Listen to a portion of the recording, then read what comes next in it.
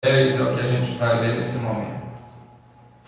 Pai, a tua palavra para ser ministrada às nossas vidas, para o poder do Senhor, para aquele que crê. Nós cremos que tu podes manifestar aquilo que precisamos para esse dia através da explicação das Escrituras Sagradas. Revela para nós o que outrora era mistério, mas que seja agora entendido por cada um de nós em compreensão através do teu Espírito Santo. É a nossa oração em Cristo Jesus, nosso Senhor. Amém.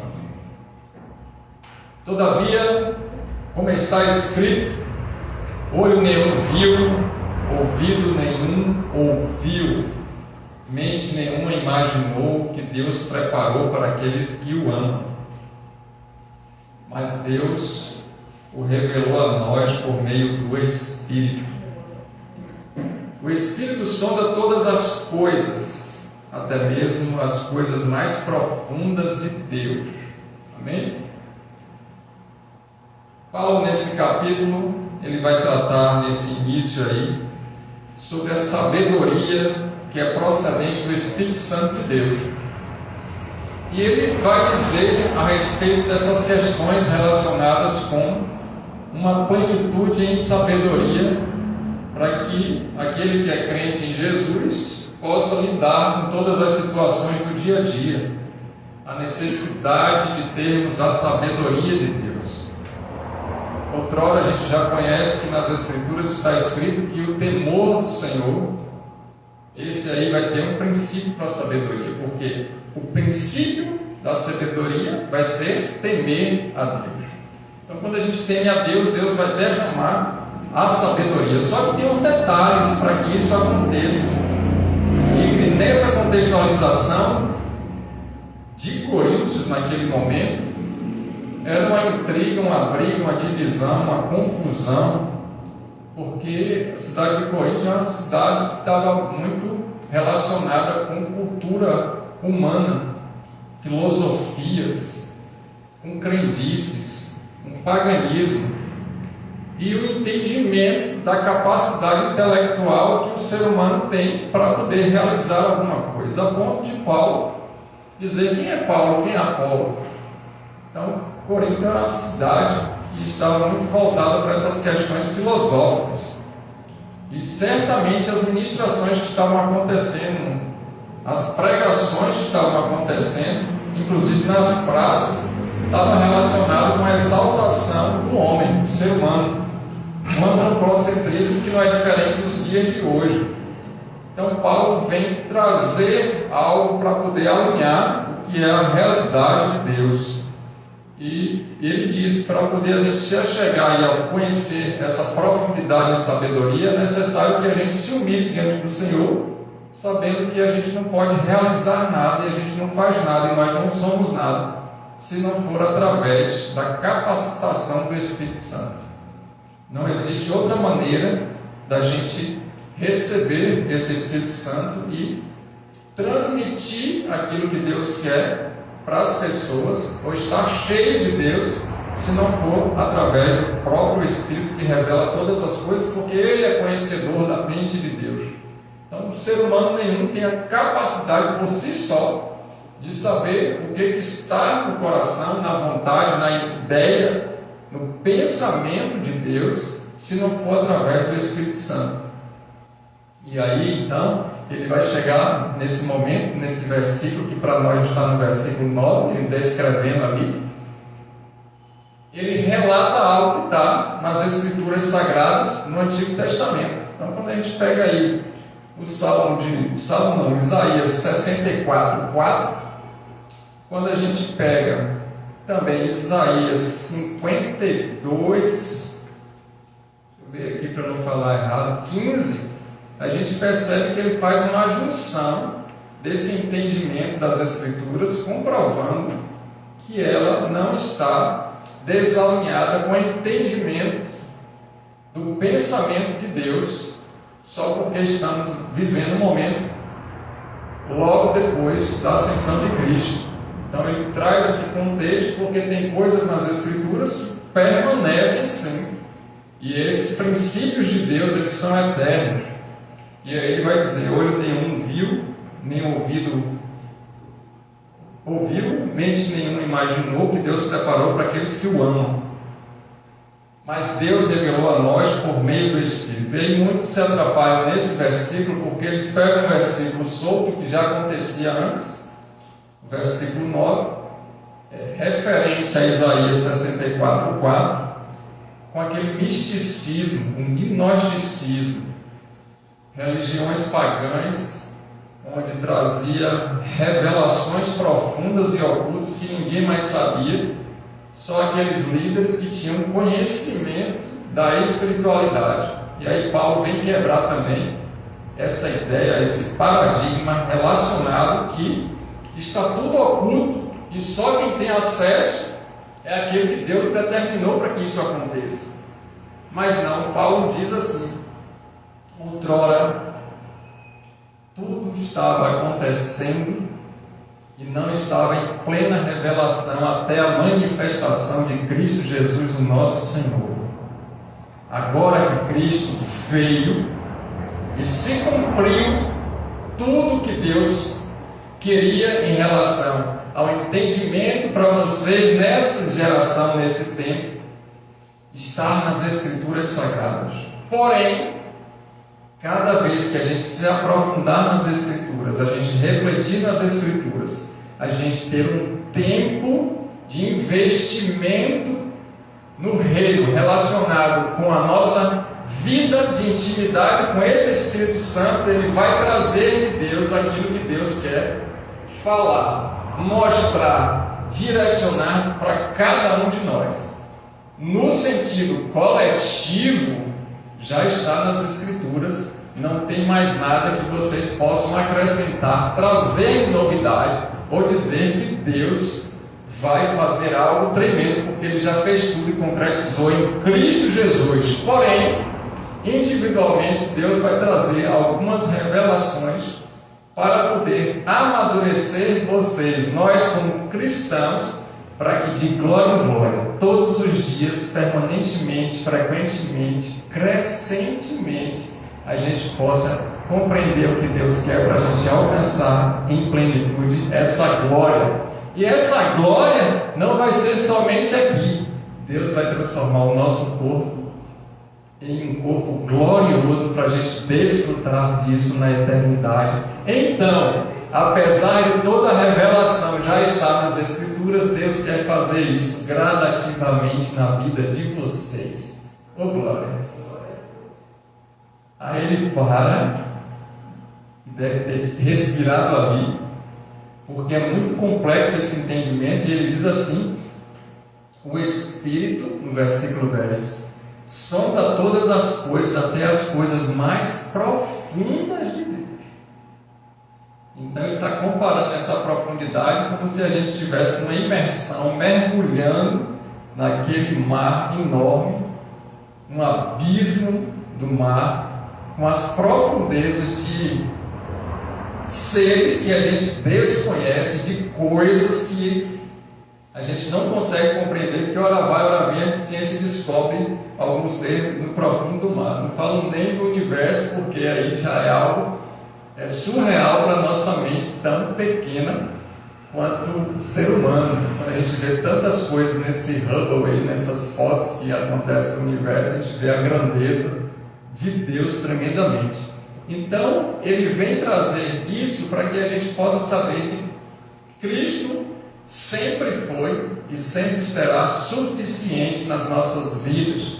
Nós não precisamos acrescentar nem retirar nada. Tudo que está nas Escrituras é para cada um de nós crentes em Jesus para os dias de hoje. Não precisamos inventar nenhuma moda, não precisamos falar nada, nem precisamos dizer que Deus vai revelar algo que já está escrito. E aí, a gente entendendo essa profundidade, muitas vezes a gente diz assim: eu vou orar para ver qual é a resposta de Deus. Isso é uma maneira que a gente fala individual. Amém, tem que acontecer mesmo, porque Deus pode me dar um versículo, esse versículo saltar os meus olhos e Ele falar algo comigo específico para mim, mas não serve para a coletividade.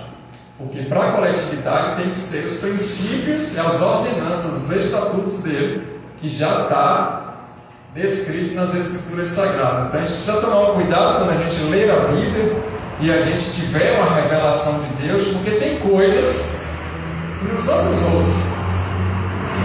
E aí muitos desses, naquele mesmo tempo, estavam se perdendo na doutrina, porque estavam ensinando coisas que Deus estava mostrando para edificação pessoal, e aquelas pessoas estavam tornando isso em doutrina, estavam trazendo para os demais como se fosse algo de Deus, e aí não seria dessa maneira. Então Paulo, ele traz uma revelação para os nossos dias, no sentido assim, da explicação do texto, para que a gente possa compreender o contexto que ele fala e saber, através do ensino das Escrituras, que vai existir os crentes e os descrentes, aqueles que estão vivendo naturais, que são aqueles que não têm aliança com Cristo, não tiveram revelação do Espírito sobre o pecado, a justiça e o juízo, não se converteram porque o Espírito Santo ainda ou não vai convencê-los do pecado, da justiça e do juízo. São seres humanos ou os homens naturais. Eles não conseguem discernir, eles não conseguem saber quais são as coisas de Deus. Muito pelo contrário, eles acham tudo tão natural que se a gente fala alguma coisa relacionada com as Escrituras Sagradas ou espiritual, muitas vezes a gente vai ser até ridicularizado e perseguido, porque eles não vão conseguir compreender de maneira alguma aquilo que a gente está falando. E aí Paulo diz assim: então não adianta vocês quererem com eloquência, não adianta vocês quererem com muito estudo ou com a capacidade de vocês tentar fazer com que eles entendam as coisas que são espirituais. Não tem como. Somente se Deus quiser e permitir em algum momento. Isso é muito forte, porque Deus acaba separando o povo dele. Então toda a capacidade que a gente tem, e isso é muito importante, a gente conhecer as Escrituras Sagradas cada momento, cada dia, se aprofundar, se dedicar, mergulhar no ensino ou no aprendizado das Escrituras Sagradas. Isso não vai tirar a necessidade da gente conhecer cada vez mais, ter essa intimidade na palavra, isso é importante, mas ela não vai fazer efeito nenhum se o Espírito Santo não trouxer à existência aquilo que Deus quer.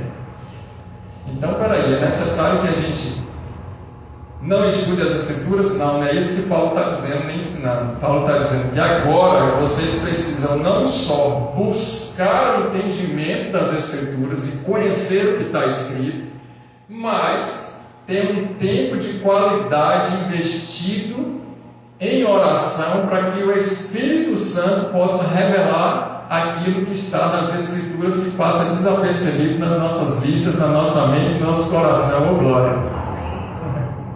Maravilhoso! Quantas vezes a gente já leu os mesmos versículos e ele não tem sentido naquele momento, daqui a pouco ele tem algo para nós, sim ou não? Então isso é o que Deus vem trazer, e Paulo explicando que estava outrora oculto, essa sabedoria, mas é um mistério que Deus traz à luz. E ele vai também falar que se não fosse por causa disso, nessa sabedoria que é derramada, que é distribuída, que é dada para aquele que crê, a gente está falando da sabedoria e mistério que outrora estava oculto, mas os poderosos dessa era, ele diz aí no versículo de número 8, não entenderam nada e crucificaram esse Deus maravilhoso, esse Senhor da glória. E ele está falando de Jesus Cristo, e ele coloca a sua exaltação suprema em Jesus. Ele é o Senhor da glória, ele é mais do que um Deus, né? Quem se achega a ele tem que saber que ele é Senhor e tem que se prostrar diante dele, tem que se humilhar diante dele, e ele não vai falar com os soberbos, ele vai se revelar para aqueles que são humildes de coração, quebrantados, e Ele é mais do que um Salvador, Ele é um Senhor, e o Senhor vai dizer como deve ser amado, adorado, e como Ele gosta de ser servido. E esse Senhor, Ele não é o Senhor daqui dos nossos que estão nos governos, nos poderes desse mundo, mas Ele é um Senhor da glória. Ele está acima de todo o universo e controle dele completamente. Esse é o Deus que Paulo demonstra. E tudo isso em Jesus crucificado. Não vai ter sentido para aquele que está em Cristo se não for através de um Cristo crucificado. A mortificação do pecado na carne e a glorificação dele e da igreja, do corpo dele, através da morte. Então a pregação é a morte e ressurreição de Cristo. É cruz. A pregação então é direcionada para a cruz, não com muitas palavras persuasivas humanas, nem muitas eloquências, nem muitas culturas ou ideias humanas, nada disso. A pregação ela precisa ser simples e que alcance desde aquele que não tem intelectualidade no sentido de estudo, mas aquele que seja doutor nas Escrituras ou em qualquer outro conhecimento. A palavra de Deus ela vai penetrar no mais profundo do ser, dividindo as juntas das medulas e fazendo com que todo o entendimento seja alcançado para todos os tipos de pessoa. Então só precisa pregar a palavra, não precisa mais nada. Aí ele diz, então, agora eu não preciso desses títulos, todas essas coisas. Deus me levou para que eu tivesse tudo isso, para essa capacidade pudesse transmitir para você a facilidade de que não existe nada maior, melhor do que Cristo crucificado. Ele é suficiente e pleno. E Ele quer transmitir isso, passar isso e preencher vocês com esse Espírito Santo dele. E daí aquele que tem aliança com Cristo deixa de ser natural e então agora se torna espiritual. E aí ele vem descrevendo quais são esses tipos de crentes em Jesus, aqueles que creem, que confiam, que acreditam, que estão ligados em Deus através de Cristo Jesus. Não existe outro Senhor e Salvador. E ele fala, vai existir então os crentes espirituais, mas tem crentes espirituais que são maduros na fé e aqueles crentes espirituais que são crianças na fé. Mas ainda no grupo de crentes vai ter os crentes naturais. E então ele vai explicar que os crentes naturais, ou melhor, os crentes carnais, que é a pessoa natural e a pessoa espiritual. Natural a gente já falou, o crente carnal. O crente carnal ele vai permitir que a influência do mundo venha da mente dele. Então não é esse tipo de crente que Paulo quer e ele ordena ou fala e orienta para que a gente permaneça. Então se tem alguém que está sendo um crente carnal, o convite de Deus através da explicação do capítulo 2 de 1 Coríntios, a partir do versículo de número 1 e vai até o versículo de número 16, é exatamente isso. Permitir-se ser transformado pelo poder do Espírito Santo para sair de um tempo de carnalidade para um tempo de espiritualidade. Então o crente carnal ele vai inventar um bocado de coisa, vai fazer um bocado de coisa para que aconteça e influenciado pelo mundo, pelas coisas naturais do mundo, pelas coisas pecaminosas do mundo, pela corrupção que existe na sociedade, pelas coisas que estão todas relacionadas com a própria carnalidade e humanidade, os desejos da carne, as expectativas humanas, o crescimento pessoal, profissional, o destaque financeiro, o status, o cargo, a posição, todas as questões de pragmatismo, aquilo que está dando certo, a gente tem que continuar fazendo o que está dando certo, aquelas questões relacionadas com o liberalismo religioso, a gente pode tudo e no final Deus vai nos dar a salvação, a teologia da prosperidade, misturar religiões para que todos se sintam bem, ou aceitar todas as coisas, porque nós temos agora um evangelho inclusivo. Então, tudo isso que permeia os dias de hoje já acontecia outrora, e Paulo diz assim: aí é uma mente daquele que realmente fez uma aliança com Cristo, mas não foi convencido pelo Espírito, não nasceu de novo. É crente porque está congregando, mas ele é carnal. E aí o convite para esse crente carnal é deixar a posição que está para ter uma busca de Deus, para que o próprio Deus possa trazer ele do lugar que ele está, de um crente somente de religiosidade, para um espaço, para um local espiritual que possa entender o que Deus está fazendo, o que Deus quer e qual é a boa vontade de Deus e agradável para esses dias. Amém. E aí esse convite, primeiro para aqueles que são naturais, para fazer uma aliança com Jesus. Você está ouvindo aí a gente nesse momento, você pode fazer essa aliança com Cristo. Se Ele te convenceu, você pode agora fazer essa aliança com Ele, para que o Espírito dele possa habitar em você. Para você que já é crente, precisa fazer uma autoanálise da vida para saber: será que eu estou sendo mais influenciado pela palavra de Deus, ou pelas coisas que eu estou vendo ao redor, presenciando, pelos ambientes, pelas pessoas, ou pelo que está acontecendo de moda no mundo? E aí a gente percebe que não era diferente na igreja de Corinto, porque as coisas lá de fora estavam adentrando a igreja. Então os modismos que estavam lá fora e aconteciam lá fora, daqui a pouco é aqui dentro. Na nossa realidade desses dias, a Arraial Gospel aí vai... que não vai faltar quadrilha. Será que vai ter espaço para tanta gente ser presa? E aí o pessoal começa a brigar, né? Você não pode fazer essas coisas relacionadas com a religião católica romana. Ah, mas pode também fazer as mesmas coisas relacionadas com a religião judaica. A festa de São João tem origem da festa das colheitas. Então aquele povo pagão que plantava, cultivava e recebia, ele trazia para o Deus que ele acreditava e ofertava e agradecia e fazia pactos para que sempre tivesse abundância de coisas. Nessas abundâncias de coisas, eles comemoravam a festa das colheitas. Aí, se a gente comemorar São João é pecado, mas fazer as festas das colheitas e as primícias na igreja protestante não é pecado, porque está na Bíblia, vai rolar muito dinheiro, vão ofertar e dizimar bastante, porque primícia está relacionado com dízimo. Aí pode trazer a religião judaica para dentro da igreja. Fala aí com ele. Vocês estão querendo enganar quem?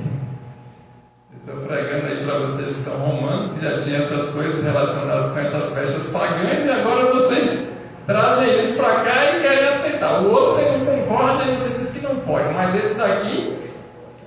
E aí você... Não estou condenando nenhuma igreja que está fazendo isso, não. É só para você refletir e saber se está no caminho verdadeiro. Se você não está, procura uma igreja séria e verdadeira. Agora é importante a gente comemorar a prosperidade de Deus? Sim. Se Deus nos abundou em coisas, você quer ofertar na sua vida, mas isso não pode ser doutrina, porque Ele disse que é em Cristo crucificado. Então toda a cerimônia, toda a lei cerimonial, todos os ritos, todas as festas, tudo que era sombra do passado, estava apontando para o Rei da Glória que viria. Isaías profetizou que aquilo que os nossos olhos não viram... Bora lá em Isaías, para você ver o que foi que ele profetizou. Isaías 64:4 diz assim: desde os tempos antigos ninguém ouviu, nem nenhum ouvido percebeu, e olho nenhum viu outro Deus além de ti, que trabalha para aqueles que nele esperam. E aqueles que confiam em Deus, que estavam aguardando a manifestação desse Deus Todo-Poderoso. Jesus surgiu e tudo se concretizou nele. E agora Ele é o Rei da Glória manifesto em poder. E tudo que estava lá em oculto, que esses governantes não tiveram a revelação de Deus naquele tempo, agora foi permitido para mim, para você, para nós que estamos em Cristo. E Ele traz tudo isso, dizendo: tudo que era sombra lá no Antigo Testamento está mostrando Jesus aqui no Novo. E agora tudo que estava para trás é porque Cristo veio e virá para buscar a igreja. Então Cristo é suficiente, isso em cruz. Ô glória! Que maravilha! Então essas coisas ficaram lá para trás, se concretizou em Cristo. Então muitas vezes eu vejo aí nas redes sociais o pessoal nessa época aí, e eu não estou estimulando a você participar desses cultos pagãos, mas conhecer o paganismo para que a gente não se envolva com ele, amém? Então a gente precisa discernir. Porque Deus separou um povo. Nós não somos substituição dos judeus, pessoal. Nós somos enxertados. Nós não viemos substituir os judeus. Não existiu judaísmo e agora é cristianismo. Deus tem um povo dele, que são judeus, e naquela era que vai acontecer, Ele vai fazer com que eles se arrependam e muitos serão salvos, e vai acontecer um processo para o povo judeu. Para nós hoje, como igreja, a gente não veio substituir eles, nada disso. Quem ensina esse evangelho aí está ensinando heresia. A igreja não substitui, tá certo? Não é substitutiva. Então Cristo vem completar, Ele vem realizar, Ele vem concretizar aquilo que estava mostrando quem era Ele. E aí as leis, as questões todas relacionadas com aquilo que era dos judeus em Cristo, encerram. E aí então tem uma pausa, existe a igreja, nós agora cristãos, depois vai ter um momento para os judeus novamente. É isso que é a história das Escrituras Sagradas. Nesse momento que estamos vivendo, nesse tempo, que Cristo está em nós e manifesta em nós através do Espírito Santo dele, aqueles governantes, aqueles poderosos, não entenderam nada e crucificaram. Porque se eles entendessem, eles não iam crucificar? Sim, ia ter que levantar outros governantes que não entendessem nada para crucificar, porque a história já estava escrita e Deus tinha que cumprir aquilo que estava na história das Escrituras. Cristo precisaria ser crucificado para que acontecesse toda a remissão, redenção, restauração, o poder de Deus descesse em dons espirituais para a nossa vida, ou glória, e a gente pudesse, através do sangue de Jesus, ser curado, liberto, salvo, transformado por esse poder que habita em nós. E agora desfrutamos dessa capacidade, inclusive intelectual, inclusive dentro da nossa alma. É mais do que sentimentos, é mais do que emoções, é uma capacidade intelectual, uma fé racional de entender que o próprio Deus fez tudo isso e separou a mim e a você para esses dias, para a realização de algo nessa geração que vai ser por gerações, até a volta dele eternamente. Amém. Isso é tremendo. Então tudo que a gente não viu, versículo 9, que os nossos ouvidos não ouviram, que ninguém imaginou, foi o que Deus preparou. Ele preparou. E Ele quer fazer com que a gente tenha essa capacidade agora de sair de crente somente espiritual. Ou muitos de nós não somos crentes carnais, não vivemos pela influência do mundo, somos crentes espirituais, mas Ele que coloca algo tremendo no versículo de número 6, dizendo: entretanto falamos, eu estou lendo na Nova Versão Internacional, de sabedoria entre os que já têm maturidade. Tem coisas que Deus não vai falar para aquele que não tem maturidade. Tem coisas que a gente fala com nossas crianças pequenas. Tem coisas que a gente fala com os nossos filhos que não têm ainda maturidade para aquilo. Tem coisas que a gente conta para o outro quando a gente percebe que ele não tem um grau de maturidade para poder ouvir o que a gente está falando. Quem falar isso aí perdeu até o controle porque vacilou nesse sentido. Mas Deus não vai revelar muitas coisas para o crente que é imaturo. Então, qual é o convite para nós que somos espirituais? Transitar não somente das idades no Evangelho, não é o tempo agora de conversão, o tempo de aliança com Deus, o tempo que a gente está frequentando a igreja, mas é o tempo dedicado à busca, o querer, o desejo interno de conhecer as profundezas, maravilhas e o conhecimento revelado de Deus todos os dias, e o próprio Deus vai nos amadurecendo, tanto com experiências do dia a dia, com relacionamentos com outras pessoas, com convívio com o ambiente e muito mais do que isso, revelação das Escrituras para o que Ele quer para as nossas vidas individual, e quando a gente lê, como a gente está explicando aqui, no coletivo, para que a gente se torne crente maduro. Oh glória! Então Deus está convidando 3 grupos nesse momento. Primeiro grupo de pessoas naturais, você que está acompanhando aí nesse momento a live, você pode fazer aliança com Cristo, confessa seus pecados a Ele, entrega sua vida a Ele, começa uma nova vida a partir de agora. Vocês que estão aqui comigo no templo, na casa do Senhor, avaliar se a gente está sendo influenciado pela palavra de Deus, com a nossa família, com o nosso dia a dia, com a nossa vida, na comunidade que a gente congrega, com os nossos vizinhos, nos lugares que a gente transita, se a gente está sendo influenciado e a gente influencia através da palavra de Deus, ou a gente está sendo influenciado pelo mundo e os nossos pensamentos muitas vezes não está relacionado e não está de acordo com as Escrituras Sagradas.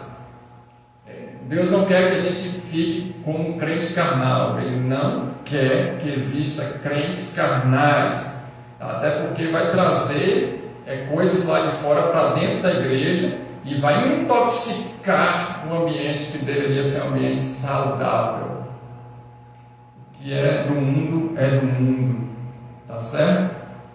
E ali a gente vai ver que existem igrejas que nunca foram igrejas, porque não foi pregado o Evangelho da verdade, não houve uma verdadeira conversão, existem pseudos cristãos, pseudos convertidos, e vai ser um Evangelho paralelo ao Evangelho de Jesus Cristo, e ele já existia naquele tempo, e existe nos tempos de hoje, aperfeiçoado, um upgrade, atualizou o aplicativo, mas já tinha tudo lá, naquela cidade, naquela região toda ali, tá certo? E o segundo convite que eu já falei, sair transitado de crente carnal para crente espiritual. E o terceiro é de crente espiritual para um crente espiritual maduro.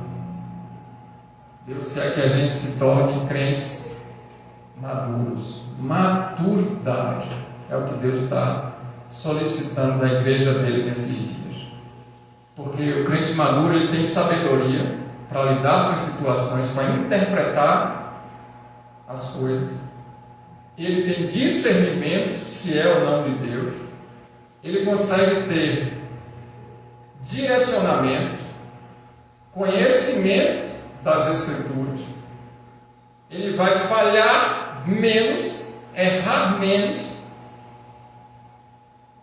perder menos e avançar muito mais e ajudar, orientar, conduzir, ser instrumento para cura, libertação, salvação e ser um exemplo em comportamento, testemunho do crente espiritual maduro, é sólido para a glória de Deus, e essa glória vem em nós e faz com que naquele grande dia o nosso corpo também seja glorificado. Então a nossa expectativa não é somente a salvação, porque essa já está garantida para aquele que está em Cristo, vivendo em santidade, mas a expectativa de recebermos um corpo glorificado, assim como o nosso Jesus, o nosso irmão mais velho, recebeu, e essa é a promessa para mim e para você, estarmos num corpo glorificado. A gente está desfrutando um pouquinho agora dessa glória, e lá vai ser completamente perfeita. Esse é o convite para a gente. E aí a gente vai ter que abrir mão de tudo. Porque ele fala no versículo 8: não teriam crucificado o Senhor da glória. É cruz. Para ser crente maduro, a gente vai ter que perder tudo. Abro mão dos meus sonhos e da minha vontade. Abro mão da minha vida por ti. A gente canta e não sabe nem o que a gente está cantando. Então agora a gente vai ter que abrir mão das riquezas desse mundo, abrir mão dos status desse mundo, abrir mão dos lugares e cargos desse mundo, abrir mão da nossa vida, das nossas vontades, dos nossos sonhos, dos nossos desejos, dos nossos quereres, dos nossos pensamentos, dos nossos ideais, do nosso achismo, dos nossos conceitos, preconceitos. Nós vamos ter que crucificar para amadurecermos. E aí a gente vai ver um bocado de crente na igreja com fralda descartada, espiritualmente falando, porque eles não vão querer abrir mão da chupeta, da mamadeira, do gagal, porque vai querer sempre estar não no colo do Pai maravilhoso, debruçado no tórax de Jesus, assim como João fez, desfrutar daquela companhia, estar nessa companhia desse Deus que é um Pai mesmo, que nos chama de filhos, que nos carrega no colo quando é necessário, quando nos ergue, aquele que nos abraça. Não é esse que eu estou falando. Eu estou falando de uma criancice, porque não quer amadurecer, porque é mais fácil andar como criança, sempre dependente de algo, de alguém ou de alguma coisa, para não abrir mão da sua própria vida. Em outras palavras, Paulo diz: tudo isso está acontecendo em Corinto porque vocês são orgulhosos. Vocês não querem abrir mão de nada, vocês não conheceram a Cristo. Agora, se vocês conhecem a Cristo, por que vocês não querem abrir mão de nada? E quem é maior então? Sou eu? É Apolo? Não tem ninguém maior. E vocês estão pregando, estudando, e cheio de oratória, cheio de coach, cheio de coisas extraordinárias, falando sobre autoajuda, de conhecimentos humanos, passos para não sei o quê, como vai conquistar aonde, e como vai ficar rico, e cultos para enriquecer, cultos para quebrar aquilo, para ganhar outra coisa, uma troca, uma barganha. Eita, não precisa nada disso, prega só palavras simples, porque é ela que vai converter e vai levar o crente para a maturidade. O resto tudo vai deixar um bocado de crente bobão. E muitos deles nem são crentes, nem se converteram de verdade. Essa não é a igreja que eu quero, diz o Senhor. Eu quero uma igreja madura, conhecedora das Escrituras, que conhece as profundezas de Deus. Amém? E eu creio que você pode fazer parte, ou já faz parte dessa igreja. Agora Paulo não falou, mas eu vou dar a dica aqui como pastor. Se você já chegou nesse alcance espiritual de maturidade, a palavra é clara quando diz assim: olha só,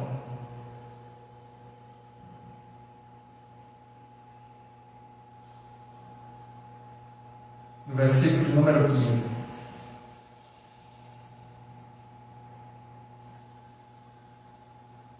Mas quem é espiritual discerne todas as coisas, e ele mesmo por ninguém é discernido. Pois quem conheceu a mente do Senhor para que possa instruí-lo? Nós, porém, temos a mente. Então, agora que a gente já tem a mente de Cristo, ele está falando, se a gente já é um crente maduro, existe águas mais profundas, que elas não estão nos artérios, nos joelhos, no quadril, mas que a gente pode estar imerso. E essa imersão que eu quero que você comece a buscar a partir desse momento, nessa moda, imersão de não sei quantos dias, imersão 3 dias, imersão de não sei o que está na moda, não é isso que eu estou falando, não. Estou falando jargão, gospel, nem nada evangélico aqui, tá certo? Estou falando da gente imergir numa água profunda, porque Paulo, ele vai falar sobre as profundezas, no versículo de número 10, comparando as profundidades de um oceano, numa descoberta cada dia diária daquilo que Deus tem para nós, no individual e no coletivo. Então a gente pode estar imerso nessa água do Espírito Santo de Deus. Amém? E se a gente entender isso, a gente vai ter uma busca com mais tempo. Aonde temos investido os nossos recursos, que aí entra também o nosso tempo. O diabo, conhecendo isso, ele vai colocar entretenimento para o mundo. E esse entretenimento ele vai adentrar em alguns locais, em algumas igrejas. Porque não discerniram as coisas espirituais, porque não são espirituais ou porque não têm maturidade. E aí, nesse entretenimento, nesse circo gospel, nessa festa, seja ela de colheita, de São João, de Com João, as pessoas estão perdidas, brincando num parque de diversão, e os dias passando e perdendo a essência da palavra de Deus, na profundidade do que Deus quer, no amadurecimento espiritual, para fazer com que sejamos mais semelhantes de Cristo, a imagem dele, para que possamos ser instrumentos dele para o cumprimento do propósito nesses dias, e que isso fique marcado de geração em geração, com princípios. Guardei a tua palavra no meu coração para não pecar contra ti. Ensina a criança para mim o que ela deve andar, para que no tempo que ela estiver madura, grande, adulta, ela não se desvie, para que isso seja geracional e transmitido, inclusive, através dos ensinamentos familiares, para que as tendências que encerraram na cruz de Cristo não sejam mais maldição para aqueles que estão na frente por falta do conhecimento de Deus. O convite é buscar a Ele. Pastor, foi uma bênção a pregação, mas estou esperando Deus me revelar que sempre é orar mesmo 3 vezes ao dia. Quantas vezes Daniel orou por dia? Já está escrito, já sabe que é para orar pelo menos 3. Buscar-me-eis e me acharei quando me buscares, de toda a intelectualidade e dos seus achismos, não, de todo o seu. Não. E serei achado de vós. Deus vai se fazer achar. E aí Deus vai contar os segredos dele para aqueles que os temem.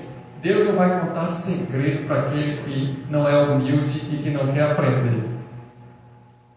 Maravilha. Então nas Escrituras já está escrito para o coletivo. Todas as coisas já estão reveladas. Se alguém está te trazendo uma outra revelação que não é essa, ainda que um anjo desça do céu em luz e traga algo de novo, seja amaldiçoado.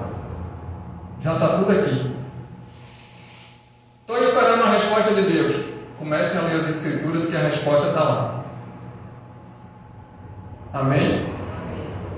Já está lá. Eu ouvi Deus falar comigo. Bênção. O coração do ser humano é engano. Ouviu? A confirmação é na palavra. Já está revelado. É isso que Paulo traz.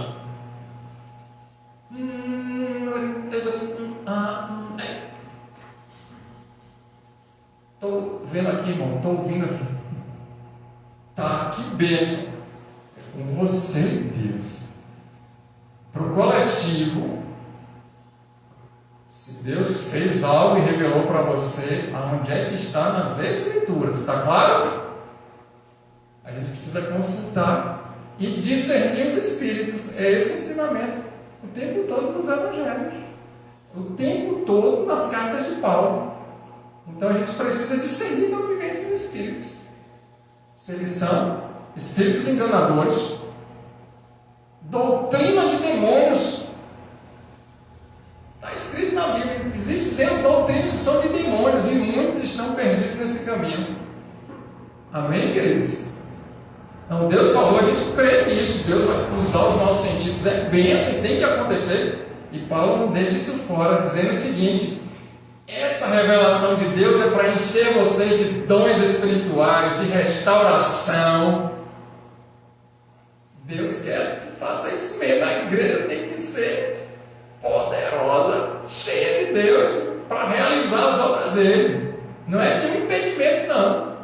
Então, se Deus falou, falou mesmo. Agora, não vai ser mais crente imaturo. Sim ou não? Minha menina hoje, alguém deu uma bala para ela, ela pegou a bala e aí dançou. O que o doce não faz, né? Então, se a gente está cheio de Deus, a gente recebeu, e aí a gente pegou a bala, ou guardou para outro tempo, para o momento certo, ou a gente aproveitou ali, ou quebrou e repartiu com todo mundo que estava ao nosso redor. Crente maduro, é ou não é? Mas se a gente não for crente maduro e receber o poder, o que a gente faz? Pega um copo de água, começa a jogar em todo mundo, derrubar as cadeiras todas, e daqui a pouco está uma bagunça da igreja. Porque o êxtase do poder de Deus é o açúcar da criança. Entenderam, irmãos? Amém? Agora, se a gente está precisando de uma terapia e êxtase,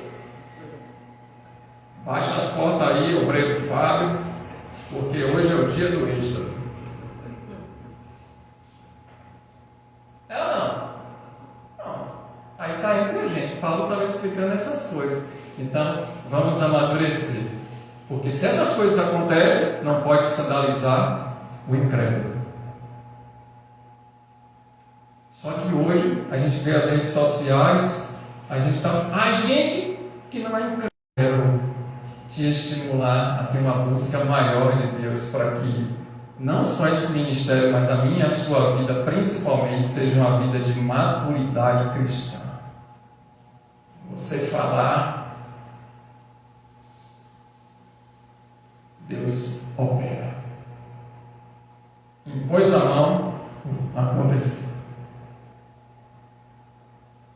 Leu as Escrituras, já entendeu o que Deus quer. Não vai precisar nem. Quer uma prova, contraprova, reprova, triprova, quadruprova. Não precisa mais disso. Não foi Deus que falou? Foi. Mostrou nas Escrituras? Não, acabou. Amém? E como é que eu vou ter certeza? A certeza é que você leu e Ele falou. Deus está falando, a gente leu aqui, não foi o que a gente acabou de ler aqui, irmãos. Ó. Deus revelou a nós por meio de quem? Do Espírito, versículo número 10. Deus se revelou a nós por meio do... Abra a Bíblia, leia e tenha certeza do que Deus se revelou. O Verbo se fez carne. E essa palavra é o poder de Deus para aquele que crê. Amém? Oh glória! Então agora a gente vai pegar essa palavra e vai fazer com que ela seja a nossa prática de vida. E ela se cumpre, porque é a palavra de Deus, e a palavra de Deus não volta vazia. Se a gente cumprir a palavra, ela vai se cumprir. A promessa já está aqui e a gente faz aquilo que Deus quer e se cumpre. Amém? Posso contar com vocês para esse tempo de maturidade? Oh, glória, então vamos orar. Obrigado, Senhor, por essa rica oportunidade. Se houver no nosso meio um crente carnal, que nesse momento o Senhor possa trazer a graça e abundar para a maturidade. Transitar nesse momento. Teu Espírito pode realizar isso. Nós oramos como igreja para isso. Aquele que está em espírito, mas ainda está infantil, infantilizado, que o Senhor possa mostrar que ele já cresceu, que ele precisa sair da fase de criança e ser mais do que adolescente, porque ele já chegou em outra fase. O Senhor pode derramar essa maturidade agora, para que não existam esses crentes no nosso meio. É necessário transitar pelas fases, mas aqueles que já estão na hora de crescer, o Senhor é poderoso para realizar e fazer muito mais daquilo que pedimos, pensamos e imaginamos. Aqueles que já são crentes maduros, que possamos ter uma convicção plena a cada dia que só existe um Deus e Ele se chama Jesus Cristo, e fora dele não há salvação, e que possamos todos os momentos ter experiências com o Senhor e que a gente discina essas experiências. E aqueles que precisam estar maduros nesse momento, que o Senhor realize isso. E para entrar na maturidade requer sofrimento, tristezas, angústias, medo do desconhecido, coragem, fé, credulidade para dar o passo e as coisas acontecerem. Mas sabemos que o Senhor está conosco até a consumação do século, e o amor lança fora todo o medo, e não tem nada que possa ser impedido quando o Senhor quer. Então nos ajuda nesse processo, Pai. É o que nós oramos em nome de Jesus Cristo. Amém. Deus nos abençoe.